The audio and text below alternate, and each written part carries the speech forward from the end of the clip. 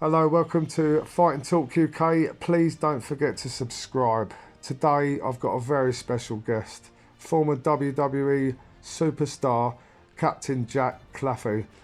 He's left WWE, he's done MMA, and now he's going to bare knuckle fighting championship. So this guy's wrestled for the biggest wrestling organisation in the world, and is also now going to the biggest bare knuckle organisation in the world. Jack Claffey, everybody. Welcome to Fight and Talk UK. I've got a really special guest today. My son absolutely loved him when he was a wrestler. He's gone from wrestling to MMA, and now he's going to make his bare knuckle debut at Bkfc. Welcome, Captain Jack Claffey. How are you? I'm doing well, mate. I'm going to apologise ahead of time. I'm currently on a boat, hence the name Captain. So if you hear any creaking or if I suddenly disappear, it's because my boat's gone afloat. It's very windy where we are right now. Okay, whereabouts are you at the moment, Jack? Oh, we're a little bit past Chorley, quite far north actually. Yeah, we're on the river. What is it? Leeds Liverpool Canal. I don't know if we're still on it, but yeah, we're on the canal system currently. Is this where you're living nice now? up Is this north. your life now? Living on a boat? Yeah. Yeah. Wow. Yeah, we're doing the living on the barge right now. It's always been one of those silly things that we said, oh, we should do that sometime. And yeah, it's just something that sort of came to fruition when we came back to the UK. It was a little bit of circumstantial and a little bit of just we'll give it a go, you know. So yeah, we're on a barge right now. We're on the Navigator, and me, the wife, and the dogs are just sort of cruising up and down England, just. When I'm not training, and then I get to spend some time in the countryside, which is always nice. You are a proper English gentleman, Jack, aren't you? Definitely. English countryside.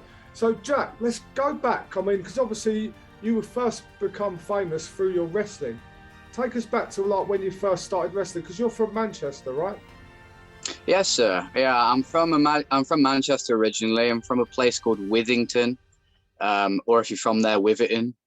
Yeah, I started wrestling. I think my first match, I was 16 years old, I think 16 or 17. And I was wrestling independently as a professional wrestler for about a decade before I was eventually signed to WWE. So I've kind of got like a big body of work that the majority of people haven't seen. And then through being signed through WWE, doing the Cruiserweight Classic and eventually 205 Live. That's really how I got my name out there, you know. But before that, I did independents around Europe, like around Italy and France, and then mainly around England, Scotland and whatnot. I spent about a year living in Tokyo as well, about 9 to 10 months living in Tokyo as a wrestler before WWE as well. So was it hard financially when you was like in them first 10 years of wrestling? Was you sort of paying for yourself and, you know, working? Well, it was and it wasn't. It wasn't hard financially, but I didn't have a lot of financial commitments, which has obviously gotten a bit different as I've gotten older.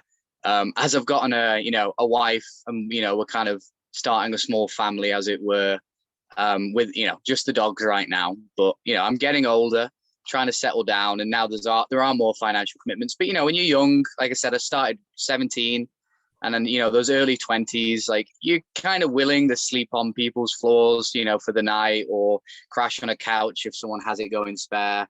In terms of like the pay was okay. I think independent wrestlers are earning a lot more now. The scene's gotten a lot better for people. People have learned how to monetize much better than we did when we were starting as well. We were kind of just making it up as we went along, but I got by. I wouldn't say I was buying custom suits at that point in my life. Right. I was sticking more to H&M.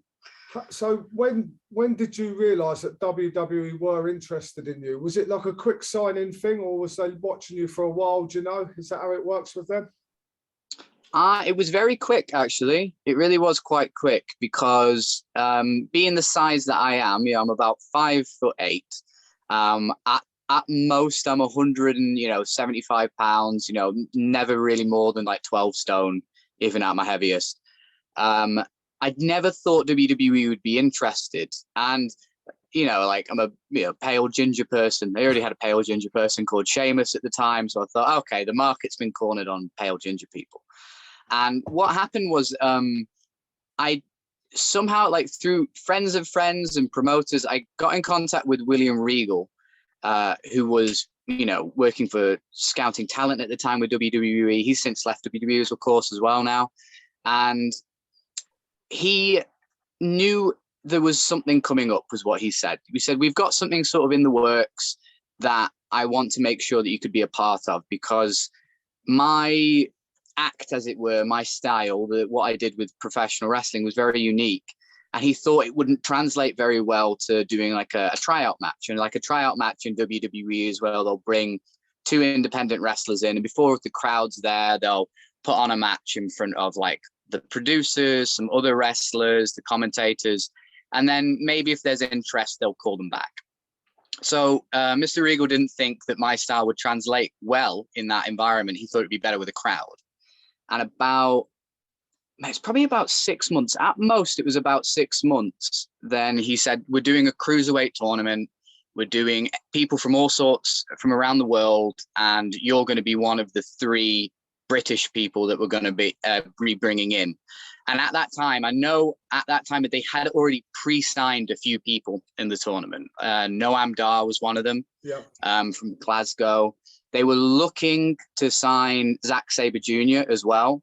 And I was kind of the redheaded, not just really lean on the ginger thing here, but I was a bit of the redheaded stepchild amongst the 3. And my first match went very, very well in the tournament. So by the time that they flew me out to wrestle in the second round, myself, Cedric Alexander, who was in the tournament, Gran Metalik from Mexico, and Akira Tozawa from Japan, all of us were offered contracts. So while we were doing the second round of the tournament, before we were wrestling, all of us were going and doing medicals together and kind of looking at each other going, okay, I think we're really getting a contract. I don't think this is a joke. Was that an exciting time for you? It was because it was something I never thought would happen. You know, it's like, I don't buy lottery tickets because I don't think I'll win the lottery. But if magically I had one in my hand and it was a winning one, I'd be, oh, okay, lucky me. I didn't felt like a sort of bit of an imposter syndrome sort of situation where I was like, am I really this good? Do people really like me? Okay. I guess I'll go with this. Cool. You did come across really well. I think I remember me and my son were at the O2 London because they were recording the Cruiserweight 205s in between SmackDown, was it? Like in between that. Yeah, it was SmackDown, yeah. What was the reaction? Obviously, that was London, but obviously you went to Manchester as well. What was the reaction like when you come back to the UK and sort of wrestled in your hometown? You did get to wrestle in Manchester for WWE? I did get to wrestle in Manchester. So I guess there's a funny story here. Like, there was a little bit of disorganization when it came to the cruiserweight division because they didn't realize what they had when they first started the tournament. I don't think they ever had plans to start a full division. I believe the tournament originally, and I don't know if anyone's ever sort of admitted to this publicly, I think originally the tournament was designed to sign Kota Ibushi and Zack Sabre Jr. And then what happened was neither Kota Ibushi nor Zack Sabre Jr. signed a contract by the end of the tournament. But instead they found that they had 20-ish people that they thought, okay, all of these people are made for television. They all have characters. They all have things we can sell.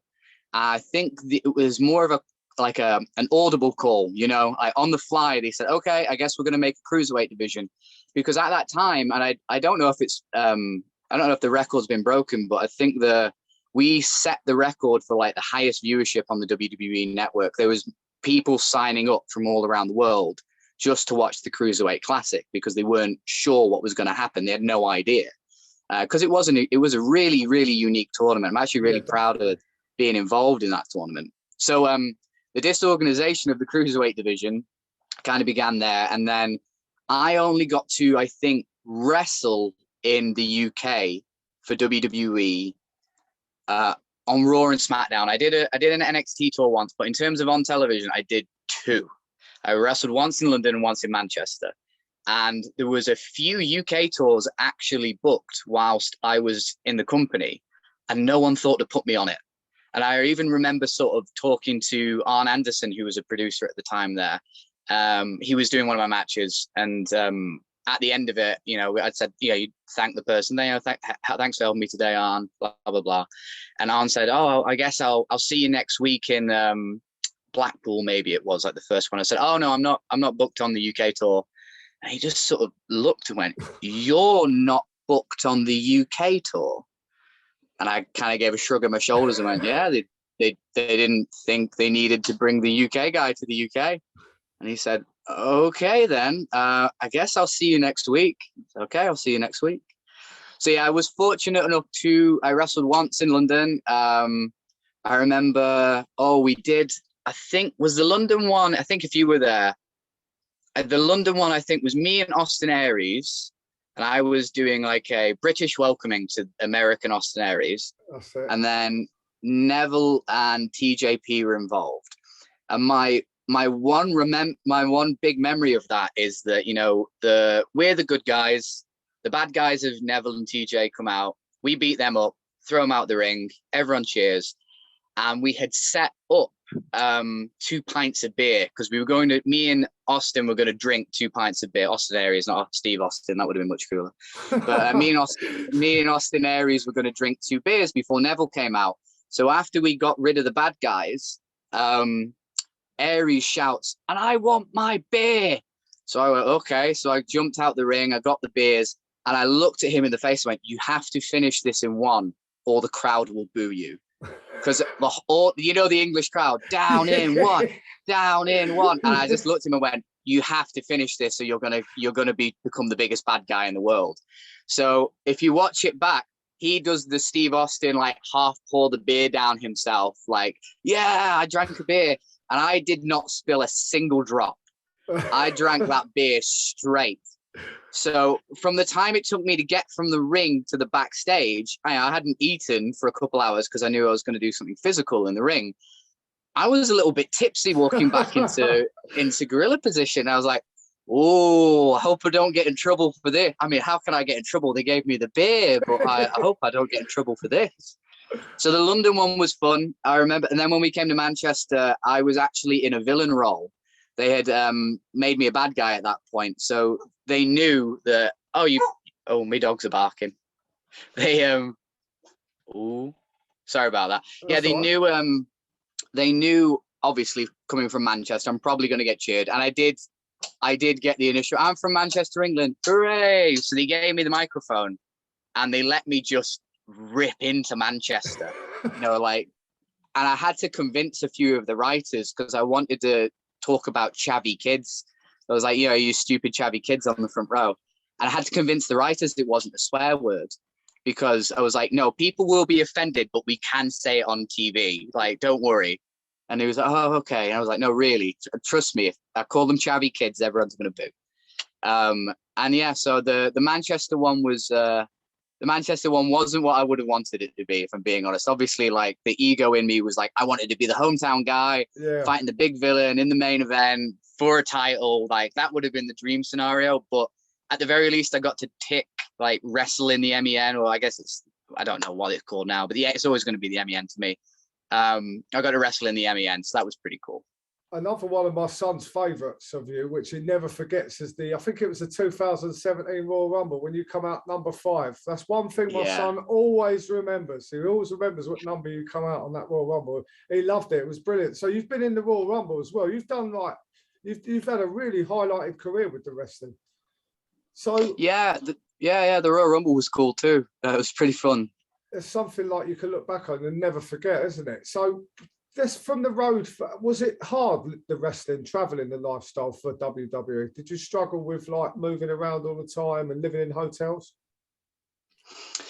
Yes and no. The division wasn't always on the roads. Like, we would always be at television tapings, right? But we weren't always doing all of the live events. Very typically, whoever was the champion at the time, plus whoever their number one contender or their main challenger was, they were mostly doing the touring, and then the division would come in to do the TV tapings, and it was oddly difficult, but in a different way, because you were never quite in a routine. Like when you're on the road, there's you leave, you do 2 or 3 shows that aren't televised, you do a show that's televised, you fly home the next day, you get a day and a half to kind of recover, and then you're back on the road.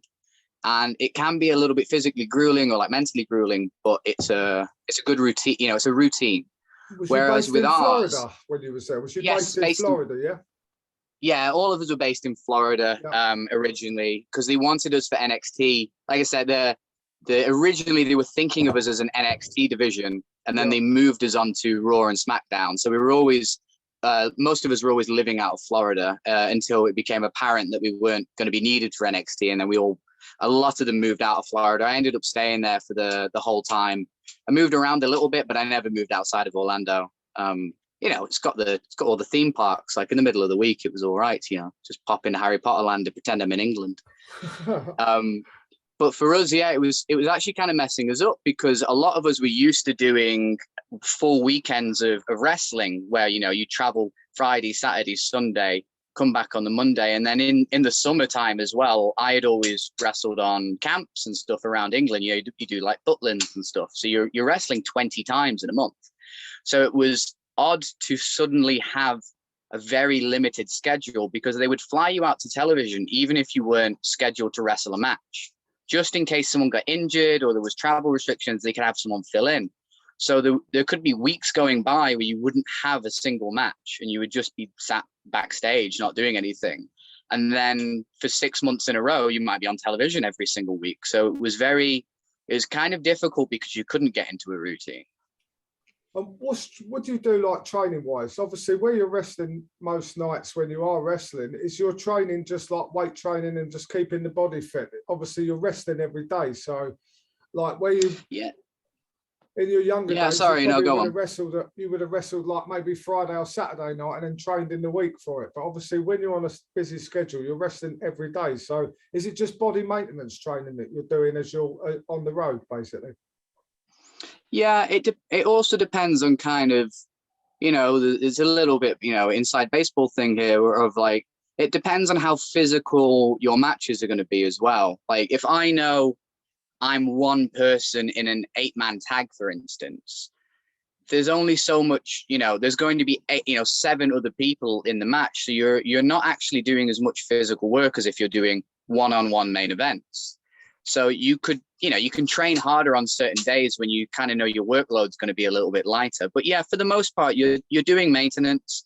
You do tend to see it when wrestlers get injured or have a big break and they come back. They usually come back looking in phenomenal shape, because that's the time when they've got to train and recover properly. And then, once you're on the road, it's kind of maintenance. You are always trying to push it a little bit. You're always trying to look your best for certain things, but outside of pay-per-views, like most of the guys are just doing maintenance. Okay.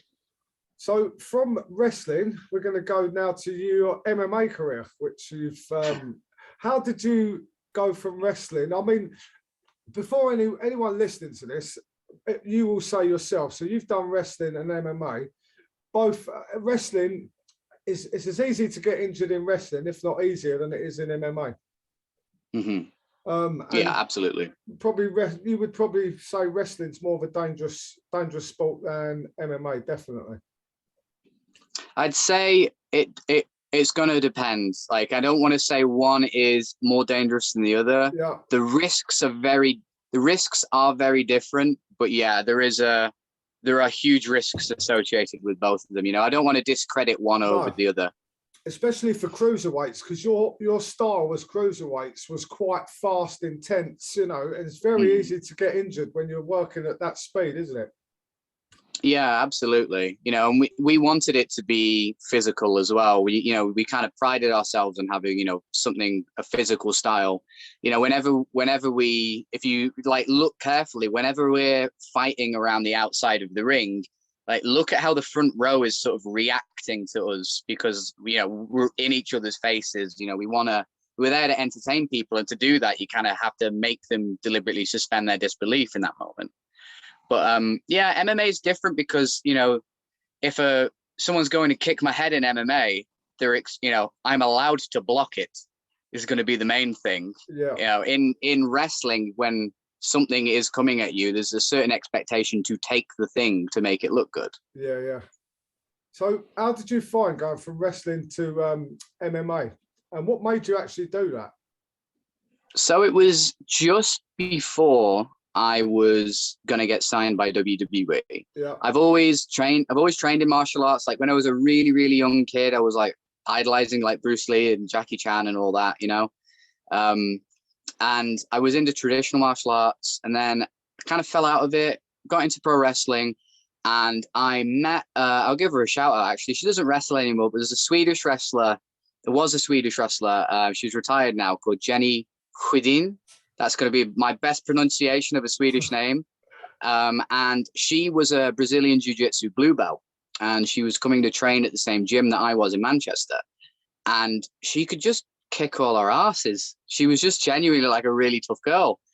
And I was like, okay, like I'm interested. I've always kind of been interested in the more legitimate side of wrestling. So that got me interested in training in catch wrestling. And eventually I was training Brazilian jiu-jitsu as well. And then I was using grappling as my cardio. So like rather than going out and, you know, running hundreds of miles or whatever, which was just, you know, abhorrent to me at the time, I instead decided I was going to grapple. I was just going to train really, really hard in grappling, and that was going to be my cardio. And that really helped me. So even when I was traveling around with wrestling, I was always looking for jiu-jitsu gyms or MMA gyms that I could train at to just get my cardio in. And it filtered into my wrestling style as well. Like part of the reason my style is really different is there's a combination of obviously like comedy, which connects with like the average person. But there was like all of, I would say like the majority of my moves, bar one or two, I could legitimately do to everyone. So if worst came to worst, I could, you know, I could wrestle someone who had been knocked themselves out. You know, I could just ragdoll them around and do my own thing. And what that eventually came to was in the gym I was training at, I'm currently training at now, is like Fighting Fit Manchester. I was helping amateur MMA fighters get ready for their fights. And I just started getting more interested in doing amateur MMA because at the time I didn't think that the wrestling thing was panning out. You know, I'd done nearly a decade of work at that time. And there was all these amateur fights that I thought, well, I could beat that guy. I could beat that guy. I could beat that guy. So I ended up having 2 amateur fights. I ended up having my second amateur fight right before the Cruiserweight Classic. I remember one of the promoters I was working with at the time was really nervous. He was like, what if you get cut or, you know, you get knocked out? Like, you're not going to be able to do the WWE thing. And I just said, well, I'm not going to. I'm going to win, obviously. So it'll be fine. And it was fine. You know, I managed to win and whatnot. But I had considered doing a full-time move into MMA right before WWE signed me. WWE signing me was really the only reason that I didn't pack in the wrestling a little bit sooner and move into like competitive combat sports. Right. So what's the emotion, Jack, between like when you went out for that Royal Rumble that time, what's the difference in emotion for going into a wrestling match compared to going into an MMA fight? Is it a different emotion, like nervousness or? Yeah, I think in the moment, when I'm competing, so like when I've ever done grappling competitions or MMA, I'm quite good at tuning out a lot of the background noise. Like I can tune out the crowd quite well and kind of listen to my coaches and listen to if the referee is giving me instruction. With professional wrestling, it's the opposite. I'm always kind of radaring out. I'm trying to hear something in the crowd that I can work with. Even if it's something small, you know, obviously when you're getting the whole crowd roaring, you don't actually have to do that much work. But in those moments where you're an unknown person or you're a less familiar person with the audience, you have to find those 1 or 2 people who are making noise in the crowd and sort of encourage the other people to do the same thing. So it's a different sort of focus than emotion. Do you know what I mean? Like both of them make me nervous. Like every single time I was wrestling a match, I was nervous. And I said, the worst part is when my music hits. just before I have to step through the curtain and my music hits, like I have the worst anxiety. I just think by the end of my WWE run, I wasn't as good in a mental place. I was almost getting little panic attacks before having to wrestle matches. So I'm a little bit.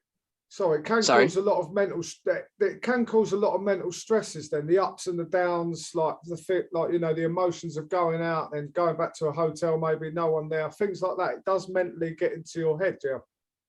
Yeah, absolutely. I feel like it helped me mature as well. Like actually taking some time away and taking some time to myself and not doing anything for a few years and kind of reflecting on myself, like helped a lot.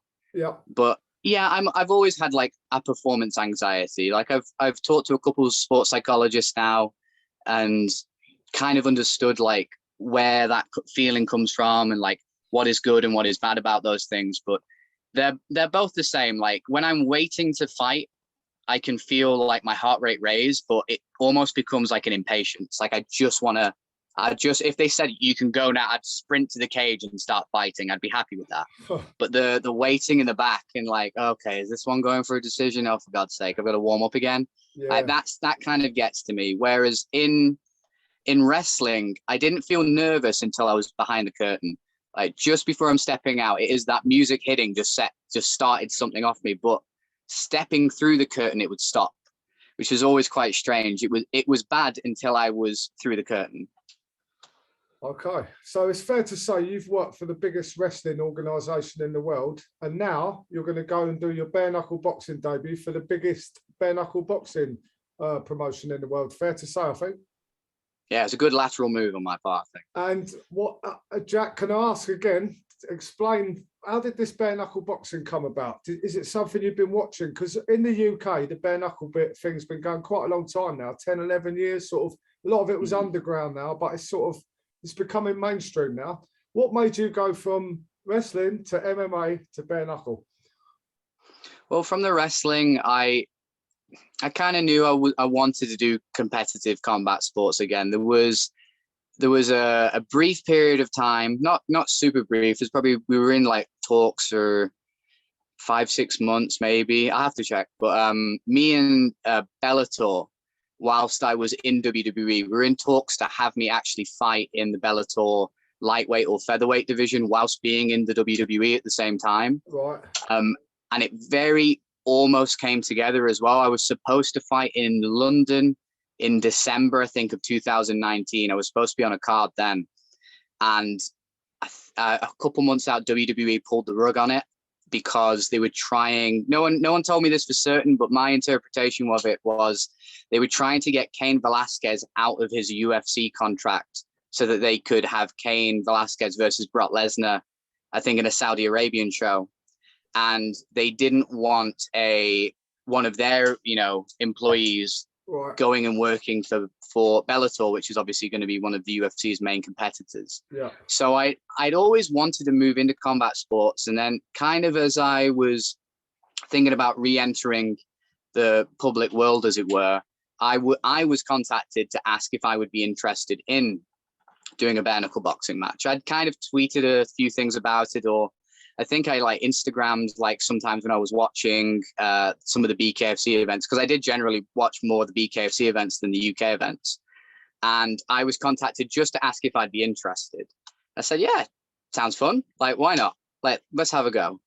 And then we've just been talking about it for a few months. And then I've managed to sort of structure my training around it a bit more, which has been fun.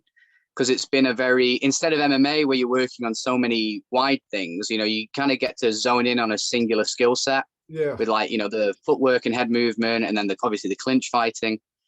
So they reached out to me and I just said, yeah, let's go. Why not?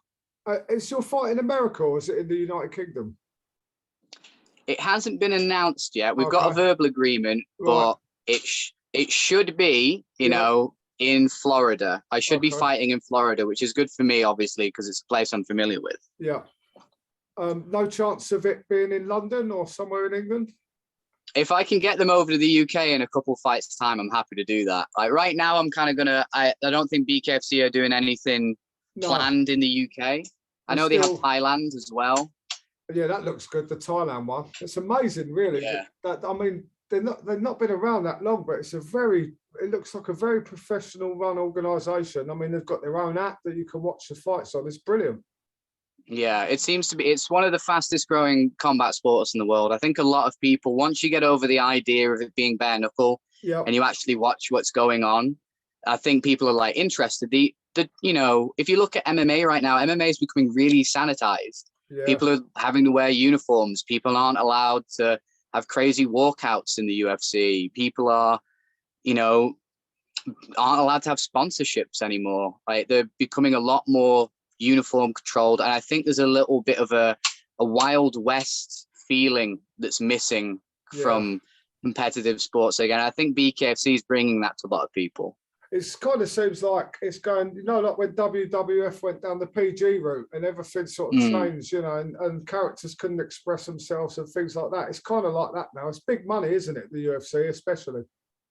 Yeah, and you can't, you know, you can't fault them for chasing the big money, but you have to also understand that they're not servicing a. Wow, that was my boat is rocking. You have to understand as well, they're not servicing, you know, a particular type of audience that just wants to see a good scrap. You know, I enjoy a good technical, like chess, boxing match, you know, whatever, like something where there's real thought put into it. Like I watched like Israel Adesanya versus Robert Whittaker just like this morning as well. Like that was a fun technical, there was strategic thought into it. But every now and again, you want that Tai Tuivasa versus Derek Lewis.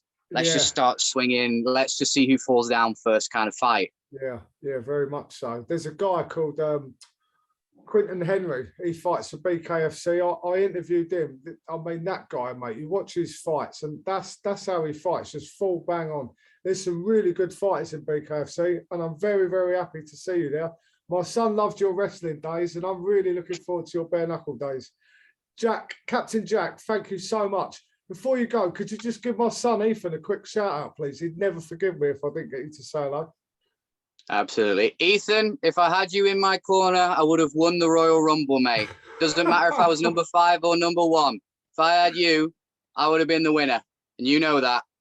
Oh, Captain Jack, thank you so much. Good luck with your bare knuckle debut. Can I catch up with you after your fight, if that's all right, Jack? Absolutely, sir. Thank you so much. Good luck. Enjoy the Sunday on your rest of your Sunday on your boat, Jack. Captain, we'll all be watching your debut. Thank you so much. Thank you, mate. Cheers, Jack. See you soon. See ya.